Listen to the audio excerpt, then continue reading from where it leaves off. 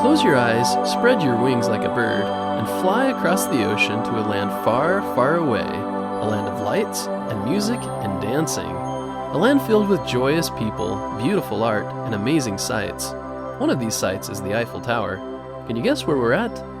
We are in Paris. Yes, that beautiful, sparkling city in France, with the Eiffel Tower that stretches high into the sky and almost touches the clouds. After reaching Paris, we'll turn and fly 20 miles east, across the rivers and meadows to a small town called Coupvray. In Coupvray lives a leatherworker named Simon René Braille and his wife Monique. The year is 1812. They have 4 children, 2 daughters and 2 sons. One of these sons is named Louis. Louis loves to play with his brother and sisters in their little stone house or the vineyards nearby. It's fun to play hide and seek or search for snakes and creepy crawlies. He also loves to spend time with his papa in his workshop. It smells of horses and leather and wood smoke. It's the perfect place for adventures, like crawling under papa's workbench to hunt for monsters or throwing wood in the fire-breathing dragon's mouth. Papa says it's not a dragon, it's just a wood stove. One day when Louis is 3, he climbs up a wooden bench and looks at his papa's tools. He picks one up. His papa warns him not to touch it, but then someone comes into the shop and papa goes to talk to him. Louis picks up the sharp, pointy tool and pretends he is his papa. He jabs the tool into the leather, but it bounces up and hits him in the eye. Louis starts crying and papa runs to him. He takes Louis to the house and calls the doctor. The doctor wraps Louis's eyes and tells him not to touch it, but they hurt a lot. And soon Louis cannot see at all. His world turns dark. He doesn't understand why he can't see when the bandages come off. What happened to the light? Why can't he see Mama and Papa and his brothers and sisters? He can hear them, but it feels like he's in a dark room with no windows or doors. He's very scared. When will I see again, he asks. His Mama and Papa say they don't know. But his parents are wise. They think of ways to help Louis. They teach him how to use a cane to walk. By waving it side to side when he walks, he won't bump into things. They teach him to count steps, to learn how many steps it takes to walk to the kitchen or the vineyard or Papa's shop. They also teach him echolocation. That means finding things by making sound and listening for the echo, like bats and dolphins do. Have you ever tried yelling in a tunnel or through a cardboard tube?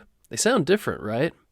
Louis learns how to understand these echoes and knows if he's walking by an open field or a tall house. It's easy to tell when he's walking by the river because of the gurgling sounds or the park because of the squawking ducks. But he misses seeing things, and he misses seeing the faces of his family. Some days he's very sad.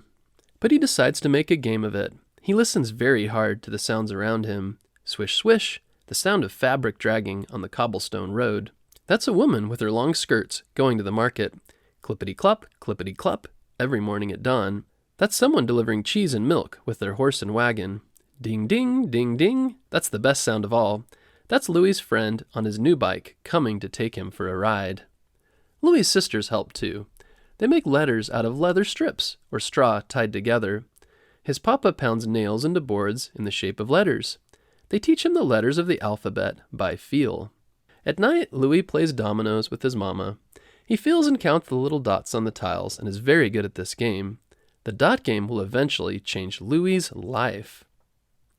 Louis keeps growing, but his eyes never see again. He goes to school and listens to the lessons. His friends read books to him. Louis is very smart and learns quickly. Then one day, when Louis is 10, his parents tell him they're taking him to a school in Paris called the Royal Institute for Blind Youth. He's nervous to go. He's never been away from his house or his family or his town, but he's excited to try something new. He wants to learn new things, like how to read. The school is not what Louis expected. It's cold and big and it smells funny, like old bark from the riverbank. The food is yucky and there's never enough heat or hot water. Some of the boys are mean. They're older and play tricks on him. He feels very alone and scared and misses his family. But he stays because he really wants to learn how to read. He listens to the school lessons and remembers everything. He also learns to play the piano and cello by feeling the keys and the strings. One day his teacher takes him to a room filled with books. He He can tell it's a big room by the echo their feet make when they walk inside. It sounds like they're in a big cave, and it smells very dusty. They probably don't clean the room very often. Thunk. The teacher drops a heavy book in front of Louis. He tells Louis to run his finger over the paper. Wow, it's very bumpy.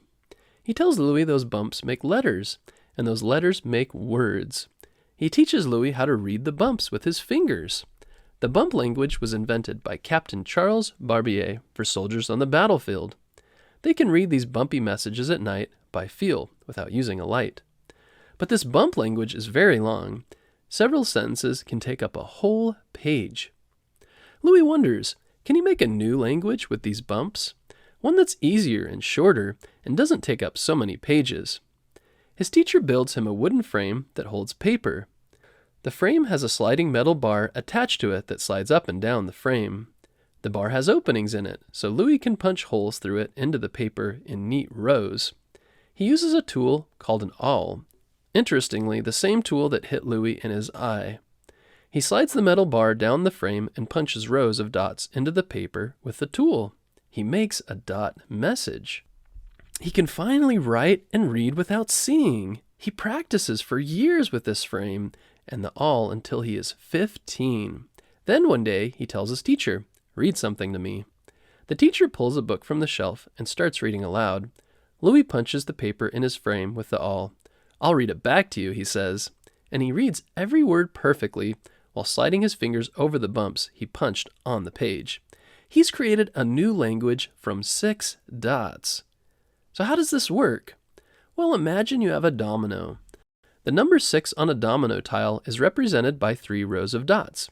2 dots on one line, 2 dots on a second line, and 2 on a third. By punching dots in different patterns, you create a code. Every pattern of dots is a different letter of the alphabet. Once you memorize the dots and the letters they represent, you can read and write the code. Pretty neat, huh? It's like reading a bunch of dominoes, but it's a language instead of a game. The domino game with Mom surely came in handy. After Louis graduated, he stayed at the school and became a teacher. He taught there for many years. Sadly, over the years, he caught lots of chest colds that made him very weak and tired. One day when he was 43 years old, he was taken to the hospital where he passed away from illness. Louis lived a short life but was an amazing inventor, and by the early age of 15, he'd created a language called Braille, which is named after him. Braille is now used by millions of people around the world today. You can even see his Braille language on public signs. The next time you're in an elevator or a public building, look at the signs. Do you see bumps next to the words or numbers? That's Braille, the language Louis created.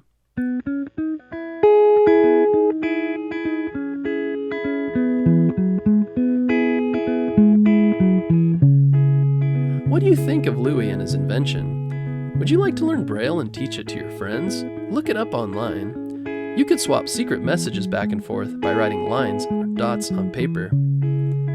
Louis was very brave. He could have stayed at home, afraid to go outside or explore the world around him. Instead, he was driven by a desire to learn and read. Because of his desires and perseverance, he accomplished great things at a very young age. With focus and determination, we can work through our obstacles and accomplish great things. Also, as life teaches us that where there is darkness, there can also be light. Meaning, even when things seem at their worst and we may not know the way forward, if we hold on, there will be a silver lining or a new path to lead us out of that darkness.